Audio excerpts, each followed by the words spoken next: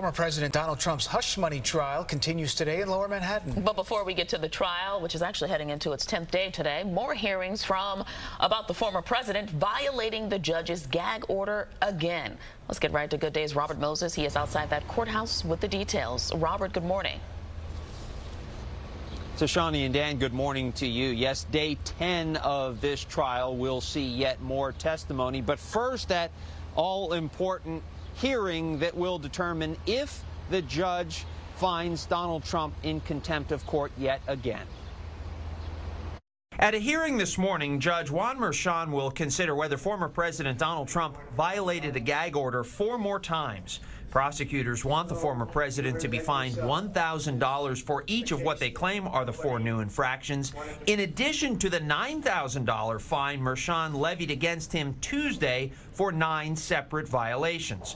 The former president made the 4 statements that are the subject of today's hearing before Merchan warned that more violations could lead to jail time. After this morning's hearing, Keith Davidson, an attorney who represented Stormy Daniels and Karen McDougal in their negotiations with the former president's longtime fixer Michael Cohen and the National Enquirer, returns to the stand. Both women received money, Daniels from Cohen, McDougal from the Enquirer, to stay quiet about their alleged encounters with Donald Trump. He denies those affairs happened. Yesterday, a day off from the trial afforded the former president a day on the trail. I got to do 2 of these things a day. You know why?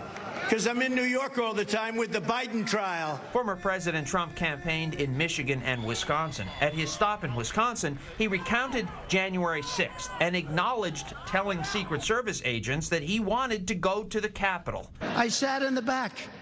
And you know what I did say? I said, I'd like to go down there because I see a lot of people walking down. They said, sir, it's better if you don't. I said, well, I'd like to. I'd better if you don't. All right, whatever you guys think is fine. Soon after the former president made those comments, President Joe Biden's campaign posted a clip of them on X and said, Trump confirms he told the Secret Service to take him to the Capitol on January 6th, but they refused to let him.